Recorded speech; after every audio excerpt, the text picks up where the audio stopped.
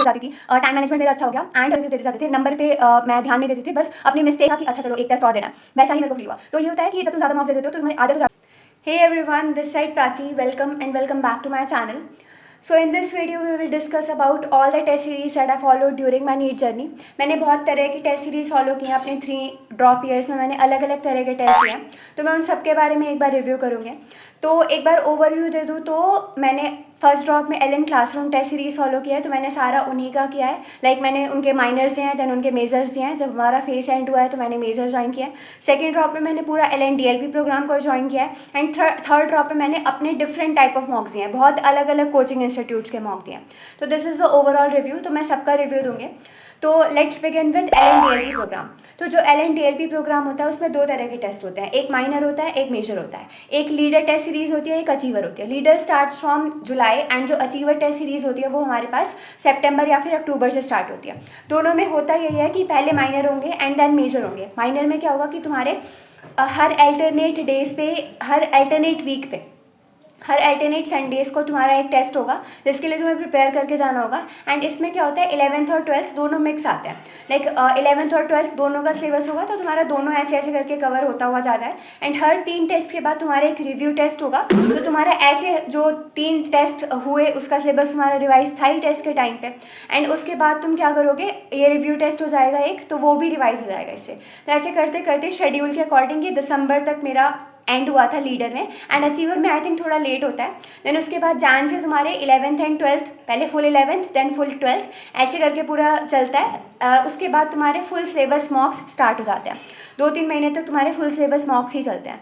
तो this is all about the Allen DLP program. अगर हम लेवल देखें तो बायो इनकी काफ़ी ईजी टू मॉडरेट रहती है और काफ़ी अच्छे अच्छे क्वेश्चन उसमें आते हैं। एजर्शन बेस भी क्वेश्चन आते हैं, देन तुम्हारे उसके बाद स्टेटमेंट बेस भी आते हैं, मैचिंग वाले क्वेश्चंस भी आते हैं। तो अलग अलग तरह के अच्छे क्वेश्चंस आते हैं जो तुम्हारी बायो की अच्छी प्रैक्टिस से हो सकती है। कमिंग ऑन टू केमिस्ट्री, वो ईजी टू मॉडरेट रहती है। किसी पेपर में ईजी भी आती है, किसी पेपर में मॉडरेट भी आती है, पर काफ़ी अच्छा लेवल होता है। उसमें भी काफ़ी एजर्शन रीजन क्वेश्चन एंड काफ़ी हार्ड क्वेश्चन पूछते हैं, मतलब 2-3 ही, बट स्टिल काफ़ी अच्छा लेवल रहता है केमिस्ट्री का। फिजिक्स तो एलन की रही ही अच्छी है हमेशा। वो नीट के लेवल जो पहले ट्रेंड चल रहा था उससे ऊपर ही पूछते थे हमेशा ही। तो जिन भी बच्चों ने एलन डीएलपी प्रोग्राम से दिया होगा इस बार, उनका थोड़ा अच्छा ही स्कोर रहा होगा फिजिक्स में, जस्ट बिकॉज उनको काफ़ी हार्ड पेपर करने की प्रैक्टिस होगी फिजिक्स में। तो ये वाला रहता है। तो this is all about the Allen DLP program. DLP के जो टेस्ट पेपर है तुम ऑफलाइन सेंटर्स पे जाके दे सकते हो अगर तुम एनरोल करते हो तो। अदरवाइज तुम्हें पीडीएफ्स भी इसके अवेलेबल हो जाती है। ऑफलाइन का फ़ायदा ये रहता है कि तुम्हारी कंटिन्यूटी रहती है और टेस्ट मिस नहीं होता है, पर ऑनलाइन में तुम है क्या पीडीएफ प्रिंट करवाओगे, उसमें बहुत रेजिस्टेंस आता है और तुम्हें खुद ऐसे हो जाएगा कि दूँ ना दूँ। But if you are well discipline तो तुम ऑनलाइन पीडीएफ करके भी दे सकते हो। मेरी बहुत सारी फ्रेंड्स ऐसे देती थी।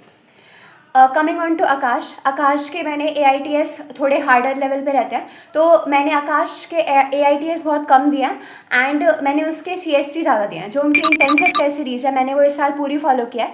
मार्च में उसके PST आते हैं, 5 टेस्ट आते हैं जो कि पार्ट सिलेबस होते हैं, एंड उसके बाद CST आता है। CST में क्या होता है कि तुम्हारा हर दिन एक टेस्ट होता है। तो मैंने अप्रैल हर दिन एक टेस्ट लिखा है, हर दिन मैंने मॉक लिखा है। पेपर से पहले मैंने लास्ट 30 अप्रैल तक मैंने मॉक लिखे हैं, उसके बाद नहीं लिखे मैंने, पर लास्ट तक मैंने मॉक लिखे हैं उसके। मेरी उससे कंटिन्यूटी अच्छी रही है और उसमें मेरे को नीट वाले दिन कुछ ऐसा नहीं लगा कि कुछ नया हो रहा है मेरे साथ, क्योंकि मॉक्स देने की आदत ही इतनी हो गई थी। टाइम मैनेजमेंट मेरा बहुत अच्छा हुआ है आकाश के टेस्ट पेपर से। लेवल की बात करें तो बायो इनकी काफ़ी हार्ड लेवल पे रहती थी। लाइक इस बार CST की बायो मेरे को हार्डेस्ट लगी, कभी भी एलन में भी ऐसी बायो नहीं पूछी गई। बहुत ही कंसेप्चुअल और हार्ड बायो पूछी थी इस बार आकाश के CST में। केमिस्ट्री फिजिक्स तो ईजी रहता था। फिजिक्स में यूज टू स्कोर 175-2, जो कि मेरे किसी और टेस्ट सीरीज में नहीं आते थे, तो वो सिर्फ आकाश में आते थे। तो आकाश का फिजिक्स और केमिस्ट्री बहुत ईजी रहता था। एंड बात करें तो बायो की, बायो थोड़ी हार्ड रहती थी एंड बायो ज़्यादा कंसेप्चुअल रहती थी। टाइम मैनेजमेंट मेरा अच्छा हुआ है इस वाली टेस्ट सीरीज से। एंड दूसरा, मेरे को पैनिक कम करने की आदत हुई है, क्योंकि मैं रोज़ एक टेस्ट लिख रही हूँ, रोज़ मेरे को टेस्ट देने की आदत हो गई है, तो मेरे को इसमें काफ़ी बेनिफिशियल रहा था।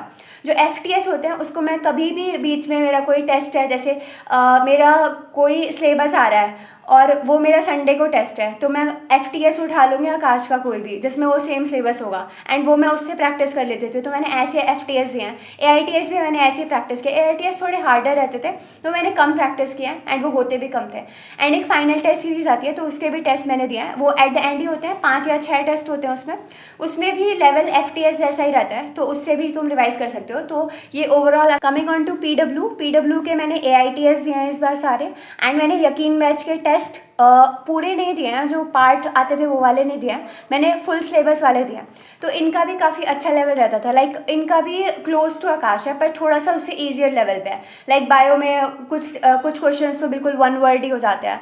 तो बायो केमिस्ट्री ठीक है। फिजिक्स भी मॉडरेट कह सकते हैं, उतनी कुछ ऐसे नहीं आती थी कि बिल्कुल LN जैसे आ रहे हैं, या फिर जैसे पेपर इस बार आ गया उस लेवल की PW की फिजिक्स, या ऐसा नहीं कह सकते।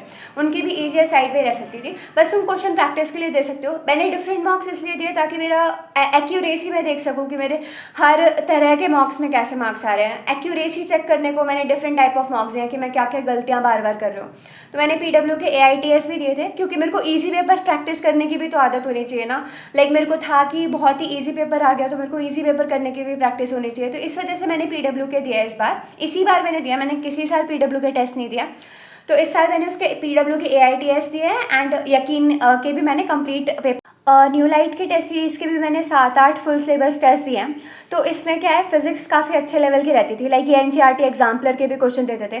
मोस्ट ऑफ द क्वेश्चन मेरे को NCERT एग्जाम्पलर के मिल जाते थे, बायो में भी, केमिस्ट्री के भी, फिजिक्स में भी। तो ज़्यादातर NCERT बेस्ड रहता था, और पूरी NCERT बेस्ड ही रहती थी। NCERT के क्वेश्चन, NCERT के डायग्राम्स पूछ रहे हैं, एंड देन NCERT एग्जाम्पलर के क्वेश्चन पूछ रहे हैं, एंड वहाँ लिखा भी होता था उसमें आंसर्स जब आते थे कि NCERT एग्जाम्पलर में है और ये NCERT समरी में है। पॉइंट्स टू पॉइंटर फिजिक्स में भी सारे इनके पेपर में कवर हो जाते थे। तो ऐसी मेरी NCERT की प्रैक्टिस भी अच्छी हो गई थी। न्यू लाइट टेस्ट सीरीज में मैंने 8-9 ही मॉक्स दिए थे, वो भी full syllabus mocks. Coming on to NEET prep test series, तो नीट प्रेप टेस्ट सीरीज मैंने अपने सेकेंड ड्रॉप ईयर में एंड एट द एंड ही ज्वाइन करी थी। इनके मैंने ऑफलाइन टेस्ट ज्वाइन किए थे, एंड उसके बाद मैं ऑनलाइन पे शिफ्ट हो गए थे। तो ऐसा रहता था ना कि फिज़िक्स मुझे बहुत ज़्यादा इरेलीवेंट लगती थी इनकी। लाइक बहुत ही आउट ऑफ, मुझे नहीं समझ आता था बिल्कुल भी कि मैं कितना ही प्रैक्टिस करके चले जाऊँ, मेरे फिजिक्स में मार्क्स ही नहीं आते थे। मेरे आकाश में आ जाते थे, मेरे LN में आ जाते थे, मेरे न्यू लाइट में आ जाते थे, पर मेरे कभी भी नीट प्रेप में नहीं आए। बहुत ही मुझे तो लोग बोलते हैं कि अच्छा है, अच्छे लेवल के क्वेश्चन रहते हैं, बट मुझे बहुत फिजिक्स इरेलीवेंट लगती है नीट प्रेप की। बायो इनकी बहुत अच्छी है, पूरा NCERT बेस्ड रहती है, हर लाइन ये कवर करते हैं अपने क्वेश्चंस में। केमिस्ट्री इनकी अच्छी रहती है, बहुत अच्छी रहती है, नो डाउट बहुत ही ज़्यादा अच्छी है। केमिस्ट्री के भी हर लाइन टू लाइन क्वेश्चंस देते हैं NCERT से भी। बट फिजिक्स नहीं आती मेरे को, फिजिक्स मेरे बिल्कुल भी, तो मैं फिजिक्स स्किप कर देते थे। सिर्फ बायो और केमिस्ट्री इनका देते थे। मैंने लास्ट मंथ में बहुत इंस्टीट्यूट्स के टेस्ट दिए हैं, एंड मैंने घर पे ही दिए हैं प्रिंट करवा के। मैं एक दिन में 3 टेस्ट भी लिखे हैं, मैंने एक दिन में 2 टेस्ट भी लिखे हैं, एंड मैंने अलग अलग कोचिंग इंस्टीट्यूट्स के लिखे हैं। लाइक एक दिन मैं PW और LN का दे रही हूँ, तो अगले दिन मैं PW और आकाश का दे रही हूँ। तो ऐसे ऐसे करके मैं एक ईजी और एक हार्ड टेस्ट रख लेते थे, या फिर ऐसे करके रख लेते। रिविजन करना होता था तो बीच में छोड़ भी देते थे। पर मैंने 1 मंथ पूरा टेस्ट दिया है, और रिगरस टेस्ट दिए हैं जिसको कहते हैं। बहुत ज़्यादा मैं टेस्ट देते जाते थे। नंबर पे मैं ध्यान नहीं देती थी, बस अपनी मिस्टेक्स चेक करते थे। मिस्टेक्स नोटबुक में लिखते थे कि कहाँ कहाँ गलती हो रही है, कैलकुलेशन मिस्टेक हो रही है, किस तरह की मिस्टेक बार बार हो रही है, इनकरेक्ट करेक्ट किस में मिस्टेक हो रही है। तो ये सब आइडेंटिफाई मैंने किया, एंड उसके बाद डिफरेंट टेस्ट से मेरी एक्यूरेसी चेक हो जाती थी। टाइम मैनेजमेंट मेरा अच्छा हो गया, एंड मेरे को नीट वाले दिन डर नहीं लगा। मतलब मेरे को ऐसा नहीं लगा कि मैं कुछ नया देने जा रही हूँ, या फिर काफ़ी दिन बाद मॉक देने जा रही हूँ। मेरे को यूँ ही था कि अच्छा चलो एक टेस्ट और देना है, वैसा ही मेरे को फील हुआ। तो ये होता है कि जब तुम ज़्यादा मॉक्स दे देते हो तो तुम्हारी आदत हो जाती है, और फुल मॉक टेस्ट से डर लगना बंद हो जाता है। तो this is all about the test series जो मैंने फॉलो करी थी अपनी जर्नी में। And if you are new here please subscribe and comment down तुम कौन सी टेस्ट सीरीज़ फॉलो कर रहे हो।